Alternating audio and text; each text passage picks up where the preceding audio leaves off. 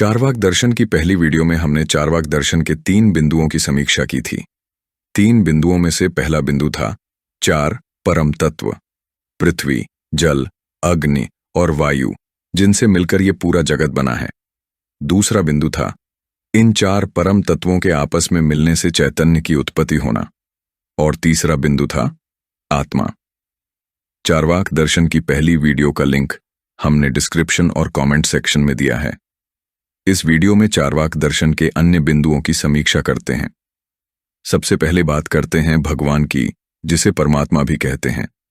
पहली वीडियो में हमने बताया था कि चार्वाक दर्शन किसी ईश्वर या किसी परम शक्ति के अस्तित्व को नहीं मानता है, क्योंकि ईश्वर, भगवान, परमात्मा या किसी परम शक्ति के होने का प्रमाण किसी के पास नहीं है।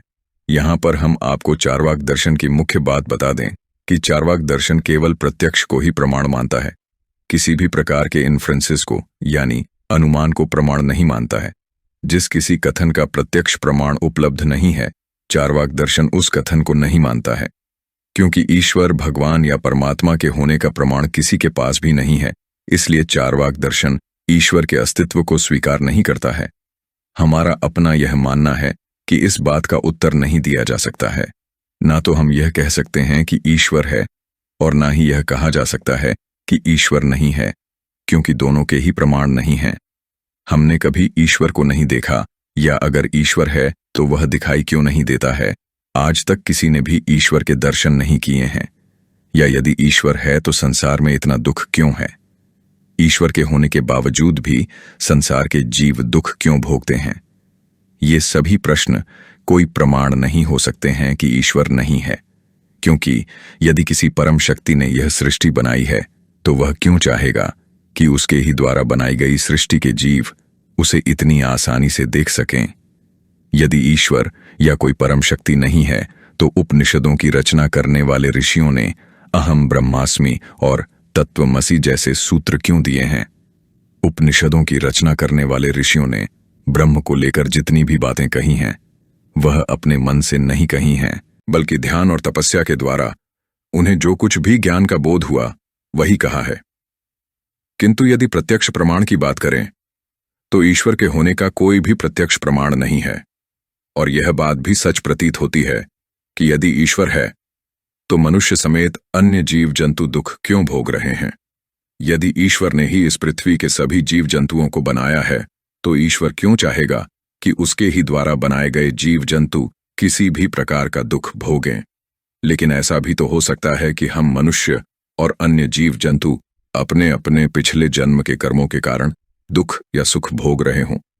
इसी कारण सनातन हिंदू धर्म ग्रंथों में इस बात को इस प्रकार से लिखा गया है कि ये सब प्रभु की माया है, प्रभु की लीला है। किसी चीज के पीछे कोई कारण हो भी सकता है और नहीं भी। इसलिए ऐसा मानना कि हम मनुष्य ही सर्वशक्तिमान हैं, ये भी तो एक प्रकार से मूर्खता ही होगी, क्योंकि अपने और अन्य दूसरे जीव जंतुओं के दुख तो हम भी समाप्त नहीं कर पा रहे हैं। चार्वाक दर्शन के सूत्रधारों ने ईश्वर की सत्ता को इसलिए नकार दिया क्योंकि ईश्वर होने का प्रत्यक्ष प्रमाण किसी के पास नहीं है।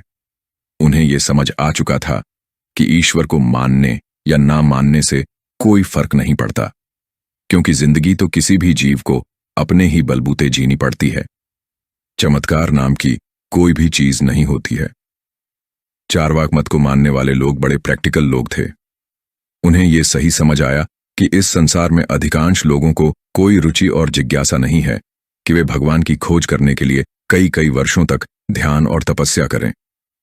अधिकांश लोग इस संसार में केवल सांसारिक जीवन जीने को ही पैदा होते हैं और अंत में उसी सांसारिक जीवन में मर जाते हैं। इसलिए चार्वाक मतानुयायियों को लगा कि ईश्वर जैसी किसी भी पारलौकिक सत्ता के बारे में बात करना व्यर्थ है और इस लोक की ही जिंदगी सुखपूर्वक जीने पर ध्यान देना चाहिए।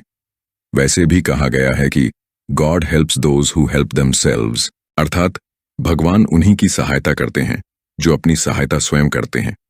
इसलिए जब आपको अपनी सहायता और अपने सारे काम स्वयं ही करने हैं और उनका फल भी आपको ही भुगतना है, तो फिर ईश्वर को मानने या ईश्वर की भक्ति करने का क्या प्रयोजन? कोविड-19 पैंडेमिक के दौरान पूरे विश्व में लाखों लोगों की डेथ हुई। इन लोगों में भगवान को मानने वाले और ना मानने वाले दोनों ही प्रकार के लोग थे। अब यहां पर विरोधाभासी बात यह लगती है कि भगवान को मानने से या भगवान की पूजा पाठ करने के बाद भी यदि आपकी दर्दनाक मृत्यु होनी है तो फिर भगवान को मानने और पूजा पाठ करने का क्या प्रयोजन और क्या लाभ। अतः इस संदर्भ में भी चार्वाक दर्शन का तर्क सही जान पड़ता है कि ईश्वर नाम की कोई परम शक्ति नहीं है, और यदि है भी तो ईश्वर को मानने या ना मानने से कोई फर्क नहीं पड़ता, क्योंकि जिंदगी आपको अपने ही बलबूते जीनी है। यदि कोई आपकी जिंदगी में चमत्कार कर सकता है तो वह आप स्वयं हैं। अब बात करते हैं चार्वाक दर्शन का वेदों को भी अस्वीकार करने के बारे में। चार्वाक दर्शन के अनुसार ब्राह्मणों ने अपने स्वार्थ और आजीविका कमाने के लिए वेदों में यज्ञ, अग्निहोत्र आदि फिजूल के कर्मकांडों का महिमा मंडन किया है। चार्वाक दर्शन के सूत्रधारों ने तो यहां तक कहा है कि वेदों में सारी अनर्गल और फिजूल की बातें लिखी हैं। अब यहां पर थोड़ा समझने की जरूरत है। ब्राह्मणवाद के चलते समाज में कैसे कर्मकांड, अंधविश्वास, पाखंड, ढोंग, जाति पाति आदि विकृतियां पनपी और फैली, ये हम अपनी पुरानी वीडियोस में कवर कर चुके हैं। इसलिए इस बिंदु पर चार्वाक दर्शन का मत सही है कि ब्राह्मणवाद के कारण समाज में विभिन्न प्रकार की कुरीतियां फैली, किंतु चार्वाक दर्शन का ये मानना कि वेदों में सब कुछ अनर्गल और फिजूल लिखा है, ये बात बिल्कुल गलत है। हमने अपनी पिछली बहुत सारी वीडियोस में वेदों की कुछ ऋचाओं का अर्थ बताकर ये समझाया था कि इनमें क्या क्या वैज्ञानिक तथ्य हैं। इसलिए चार्वाक दर्शन का ये मानना कि वेदों में सब अनर्गल और फिजूल की बातें लिखी हैं, ये बात बिल्कुल ही गलत है। चार्वाक दर्शन के अगले बिंदु पर बात करते हैं। चार्वाक दर्शन स्वर्ग, नर्क, मोक्ष और पुनर्जन्म में भी विश्वास नहीं रखता है। इसका कारण ये है कि स्वर्ग, नर्क और पुनर्जन्म ये पारलौकिक संसार की बातें हैं, इसलिए इनका कोई प्रत्यक्ष प्रमाण नहीं हो सकता है। स्वर्ग और नर्क कहीं किसी पारलौकिक संसार में इस पृथ्वी से परे स्थान है, ये आज तक किसी ने जाकर और फिर वापस आकर नहीं बताया। इसीलिए चार्वाक दर्शन की ये बात कि सुखपूर्वक जीवन जीना ही स्वर्ग है और दुखमय जीवन नर्क के समान है, बिल्कुल सही प्रतीत होता है। चार्वाक दर्शन पुनर्जन्म में भी विश्वास नहीं रखता है। मृत्यु के बाद जब शरीर जलकर भस्मीभूत होकर मिट्टी में मिल जाता है तो फिर पुनर्जन्म कैसे हो सकता है। पुनर्जन्म की कुछ कुछ घटनाएं कभी कभी न्यूज चैनल्स के माध्यम से सुनने को मिल जाती हैं। इन कहानियों में कितनी सच्चाई होती है यह किसी को पता नहीं, लेकिन कुछ कुछ कहानियां सच्ची भी होती हैं, ऐसा हमें लगता है, क्योंकि ऐसी ही एक घटना है सन 1926 के आसपास की, जब दिल्ली में पैदा हुई एक 4-5 साल की बच्ची ने, जिसका नाम शांति देवी था, अपने माता पिता से कहा कि उसका असली नाम लुगदी देवी है और उसका घर मथुरा में है। उस बच्ची ने यहां तक कहा कि उसके पति का नाम केदारनाथ है और वो कपड़ों के व्यापारी हैं। पहले तो उसके माता पिता ने इन बातों को इग्नोर किया, लेकिन जब उन्होंने देखा कि उनकी बेटी एबनॉर्मली बिहेव करने लगी है और बार बार अपनी पुनर्जन्म की कहानी के बारे में बात करती रहती है, तो उन्होंने सच्चाई का पता लगाना चाहा। उनको मथुरा में एक ऐसे व्यक्ति के बारे में पता चला जिसका नाम केदारनाथ था और जिसकी कपड़ों की दुकान थी। उसकी पत्नी की कुछ वर्षों पहले प्रसव के दौरान मृत्यु हुई थी। जब शांति देवी नाम की उस बच्ची को मथुरा लाया गया तो उसने केदारनाथ को पहचान लिया और साथ ही परिवार के अन्य सदस्यों को भी। आपको बता दें कि यह घटना उस समय महात्मा गांधी जी के संज्ञान में भी आई थी और उन्होंने सच्चाई जानने के लिए एक कमीशन बनाया। कमीशन ने अपनी इन्वेस्टिगेशन की और फिर इन्वेस्टिगेशन रिपोर्ट में यह लिखा कि वाकई में यह पुनर्जन्म की सच्ची घटना है। पुनर्जन्म की यह घटना यदि सच्ची है तो फिर आत्मा होती है, इसको भी स्वीकार करना पड़ेगा, अन्यथा एक जन्म की बातें दूसरे जन्म में कैसे याद रहेंगी। कम से कम कोई एक चीज कॉमन होनी चाहिए। भौतिक शरीर वो माध्यम नहीं हो सकता है, क्योंकि मृत्यु होने पर भौतिक शरीर तो नष्ट हो जाता है। इसलिए आत्मा ही वह माध्यम हो सकता है जिससे स्मृतियां याद रह सकें। भगवद गीता में श्री कृष्ण जी अर्जुन से कहते हैं, बहुनि में व्यतीतानि जन्मानि तव चार्जुन तान्यहम वेद सर्वाणि न त्वं वेत्थ परंतप। अर्थात, हे अर्जुन, मेरे और तुम्हारे बहुत से जन्म हो चुके हैं, मैं उन सभी को जानता हूं, किंतु तुम नहीं जानते। यहां पर श्री कृष्ण जी अर्जुन को यह समझा रहे हैं कि वे स्वयं एक योगेश्वर हैं, उन्हें अपने पूर्व जन्मों की स्मृति है, क्योंकि वे अवतार हैं। अवतार का अर्थ होता है ईश्वर का अवतरण, जबकि अर्जुन एक सामान्य मनुष्य है और सामान्य मनुष्यों को अपने पूर्व जन्मों की स्मृति नहीं रहती। किंतु कभी कभी ये प्रकृति, ये सृष्टि अपवाद छोड़ देती है। जैसे कभी कभार कुछ ऐसे लोग पैदा हो जाते हैं जिन्हें अपने पूर्व जन्म की स्मृति याद रहती है। हो सकता है कि मनुष्यों के लिए ये प्रकृति का कुछ संकेत हो। इसलिए चार्वाक दर्शन का यह मानना कि पुनर्जन्म नहीं होता, यह बात कुछ प्रमाणों के आधार पर गलत साबित हो जाती है। यहां पर आप यह प्रश्न कर सकते हैं, फिर हम सबको अपने पिछला जन्म याद क्यों नहीं है? हम सभी को अपने अपने पिछले जन्म याद नहीं है, क्योंकि इसी में हमारी भलाई है। यदि हम सभी को अपने पिछले जन्म याद आ गए तो बहुत बड़ी समस्या पैदा हो जाएगी। जैसे शांति देवी नाम की उस बच्ची और उसके पेरेंट्स की जिंदगी में उथल पुथल आया। उस बच्ची ने बचपन में ही 5-7 वर्ष की आयु में अपने पेरेंट्स से कहा कि मेरे पति का नाम केदारनाथ है और मेरा घर ये नहीं अपितु मथुरा में है। यदि आपको इस जन्म में पिछले जन्म की स्मृति याद आ गई तो आप भी अपना वर्तमान वाला घर छोड़कर पिछले जन्म वाले घर में जाना चाहोगे, क्योंकि आपकी यादें और भावनाएं पिछले जन्म वाले परिवार से अभी भी जुड़ी रहेंगी। आप अनुमान लगा सकते हैं कि पूरे विश्व में कितनी बड़ी समस्या खड़ी हो जाएगी।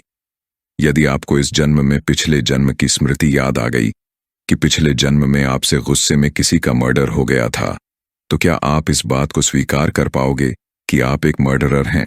इस जन्म की कितनी ही ऐसी बातें होती हैं जो हम भूलना चाहते हैं लेकिन भूल नहीं पाते हैं। यदा कदा हम लोग किसी न किसी पुरानी बात पर डिस्टर्ब हो जाते हैं कि मैंने ऐसा क्यों किया या मुझसे ये गलती कैसे हो सकती है।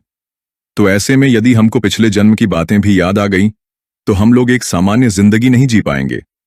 इसलिए उस परम शक्ति का हमें धन्यवाद अदा करना चाहिए कि सामान्य मनुष्यों को पूर्व जन्म की कोई भी स्मृति हमें याद नहीं रहती। क्योंकि हमें पूर्व जन्मों की स्मृति याद नहीं रहती है तो हमारे पास कोई प्रमाण नहीं है कि पुनर्जन्म होता है या नहीं। इसलिए चार्वाक दर्शन पुनर्जन्म में विश्वास नहीं रखता। चार्वाक दर्शन विज्ञान की ही तरह केवल भौतिक वस्तुओं को, जिनको हम अपनी इंद्रियों से महसूस कर सकते हैं, को सच मानता है। जो चीजें भौतिक रूप से प्रूव नहीं हो सकती हैं उनको नहीं मानता है। यही चार्वाक दर्शन और विज्ञान की कमजोरी भी है। ऐसा मानना कि जो हमें दिखाई दे रहा है वही सत्य है और बाकी सब झूठ है, ऐसा मानना भी एक हिसाब से मूर्खता है। क्योंकि सर्वज्ञाता और सर्वशक्तिमान तो विज्ञान भी नहीं है। अन्यथा कोविड-19 में पूरे विश्व भर में लाखों लोग नहीं मरते। हर साल विभिन्न प्रकार की बीमारियों से, दुर्घटनाओं में और प्राकृतिक आपदाओं में हजारों लाखों लोग मरते हैं। लेकिन क्या साइंस इसमें कुछ कर पाया है? इस ब्रह्मांड यानी यूनिवर्स का फैलाव कितना है और इसमें कितने ग्रह नक्षत्र तारे हैं, इसका भी उत्तर विज्ञान आज तक नहीं दे पाया। ऐसे और भी बहुत सारे प्रश्न हैं जिनका विज्ञान के पास कोई उत्तर नहीं है। अब चार्वाक दर्शन के सबसे मजबूत और महत्वपूर्ण पक्ष की समीक्षा करते हैं। वह पक्ष है भौतिक और इंद्रिय सुख। चार्वाक दर्शन की आधारशिला भौतिक और इंद्रिय जनित सुख पर ही टिकी है। चार्वाक दर्शन कहता है कि जब तक जीवन है तब तक हर प्रकार के सुखों का उपभोग करते रहो। दुख के डर से भौतिक और इंद्रिय जनित सुखों को त्याग देना मूर्खता है। ऋणम कृत्वा घृतम पिबेत, अर्थात यदि उधार लेकर भी घी पीना पड़े तो इसमें कुछ गलत नहीं। जब तक जीवन है तब तक आनंदमय जीवन जीना ही मनुष्य जीवन का लक्ष्य होना चाहिए। अब यहां पर थोड़ा समझने की आवश्यकता है। ये बात तो सही है कि सुखों का उपभोग करते हुए जीवन जीना चाहिए, लेकिन होश में रहकर ही भौतिक और इंद्रिय जनित सुखों का उपभोग करना चाहिए। ऋण लेकर घी पीने में कोई बुराई नहीं है, किंतु किसी भी प्रकार का ऋण लेने से पहले यह भी पता होना चाहिए कि ऋण सूद समेत वापस भी करना पड़ता है। ऋण लेकर घी तो आपने जमकर पी दिया, किंतु यदि उधार के पैसों को यदि समय पर वापस नहीं किया तो सूदखोर पता नहीं किस मार्ग से अपना घी वापस निकालेगा। आए दिन ऐसी बहुत सी खबरें पढ़ने को मिलती हैं कि फलां व्यक्ति ने कर्ज के बोझ से परेशान होकर सुसाइड कर लिया। कुछ लोग तो पूरे परिवार समेत आत्महत्या कर लेते हैं। इसलिए कामांध होकर परिणाम जाने बिना भौतिक और इंद्रिय सुखों के पीछे भागना भी मूर्खता है। पुरानी कहावत है कि जितनी चादर हो उतने ही पैर फैलाने चाहिए। इसलिए भौतिक और इंद्रिय जनित सुखों की पूरी और सही जानकारी मालूम करके ही इन सुखों का उपभोग करना चाहिए।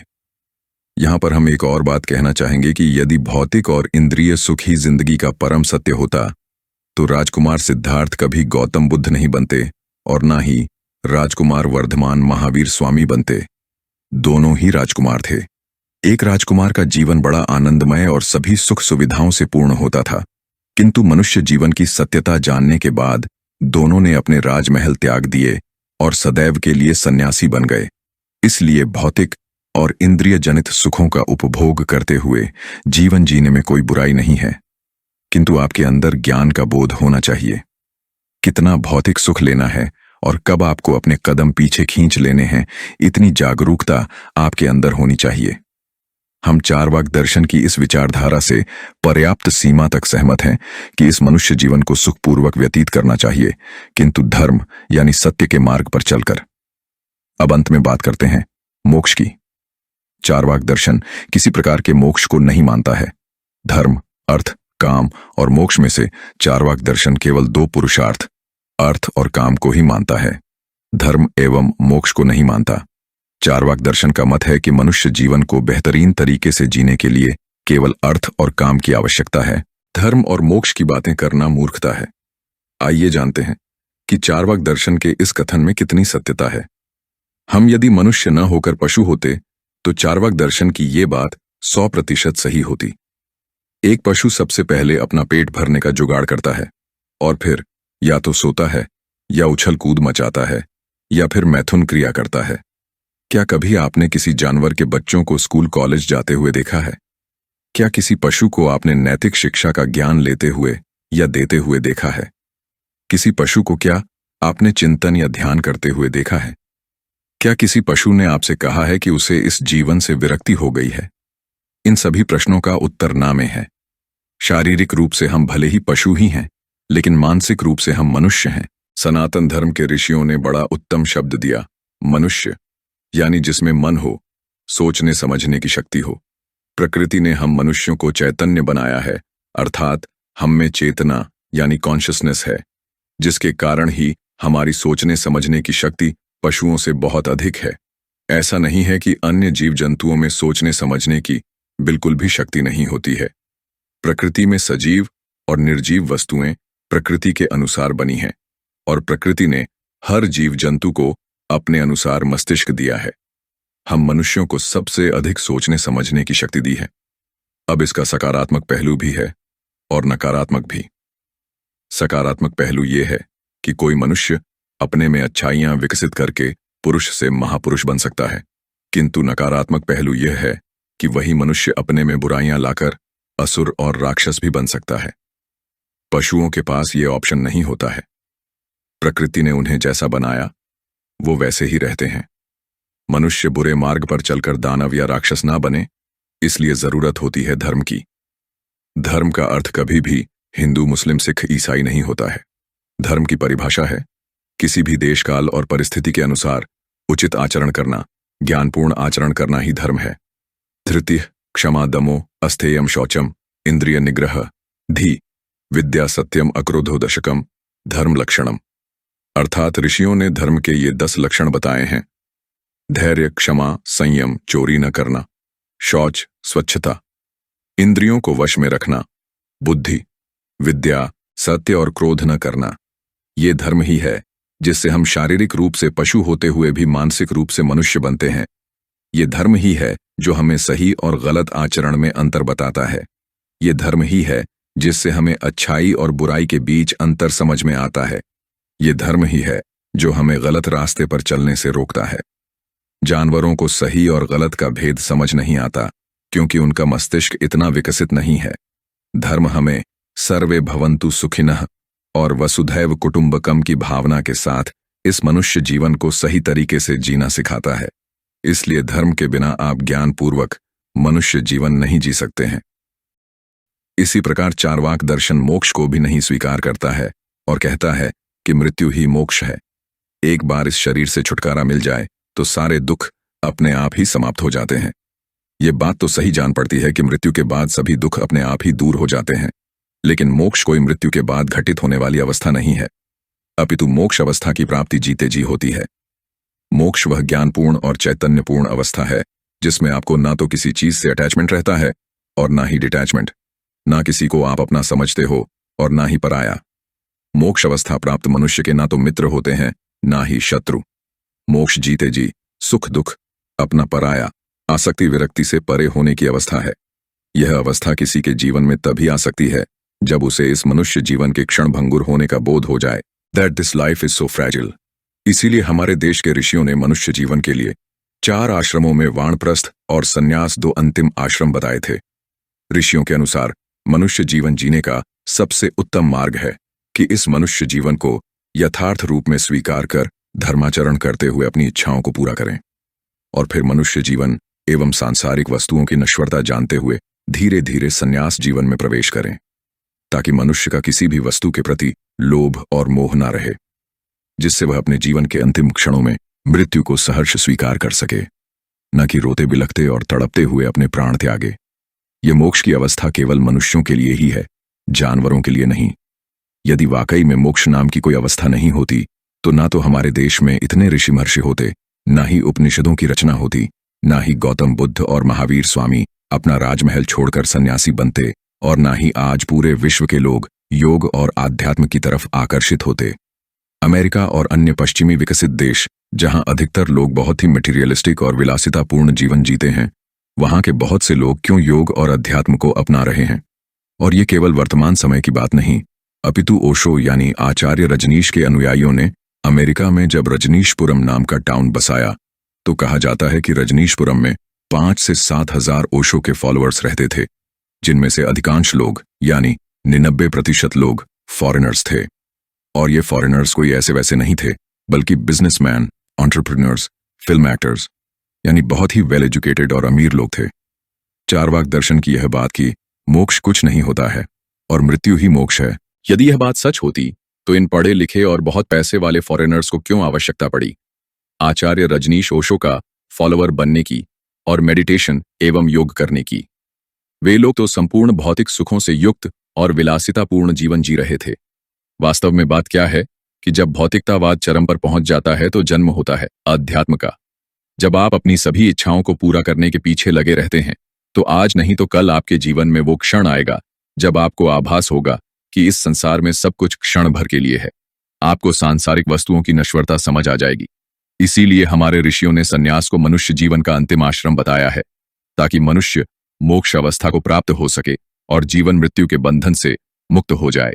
इसलिए निष्कर्ष रूप में चारवाक दर्शन का यह कथन कि अर्थ और काम ही मनुष्य जीवन के पुरुषार्थ हैं और धर्म और मोक्ष नहीं, यह कथन सही नहीं है। यदि हम केवल अर्थ और काम को ही मनुष्य जीवन का पुरुषार्थ माने और धर्म एवं मोक्ष को नकार दें तो हम में और पशुओं में कुछ भी अंतर नहीं होगा। अब यहां पर यह प्रश्न हो सकता है कि क्या चारवाक दर्शन को फॉलो करना चाहिए या नहीं। हमारा कहना यह है कि जिस किसी से भी आपको कुछ सीखने को मिले अवश्य सीखना चाहिए। चारवाक लोग बड़े प्रैक्टिकल लोग थे, इसलिए वे किसी भी पारलौकिक संसार को नहीं मानते थे, ना ही किसी भगवान की पूजा पाठ करते थे। हमें भी लगता है कि कर्मकांड करने से कुछ नहीं होता। हमारा जीवन तय होता है 2 कर्मों के द्वारा, पिछले जन्म के कर्म और इस जन्म के कर्म। पिछले जन्म के कर्मों के कारण हम किसी परिस्थिति में पैदा होते हैं, इसलिए अपने जीवन की बहुत सारी वस्तुएं हम नहीं बदल सकते हैं। ये पिछले जन्म के कर्मों के कारण होता है, जिसे प्रारब्ध भी कहते हैं। किंतु इस जन्म में कर्मों के द्वारा हम बहुत कुछ परिवर्तित कर सकते हैं। हमारे इस जीवन में मोक्ष लिखा है या नहीं, ये भी पिछले जन्मों के कर्म तय करते हैं। इसलिए यदि आपको लगता है कि सन्यास और मोक्ष आपके जीवन के सिलेबस से बाहर की बात है तो कोई बात नहीं, लेकिन अर्थ और काम, पुरुषार्थ को मुख्य मानकर भी आपको धर्म यानी सत्य के मार्ग पर अवश्य चलना चाहिए, क्योंकि हम मनुष्यों को सही और गलत का आभास तो होना ही चाहिए।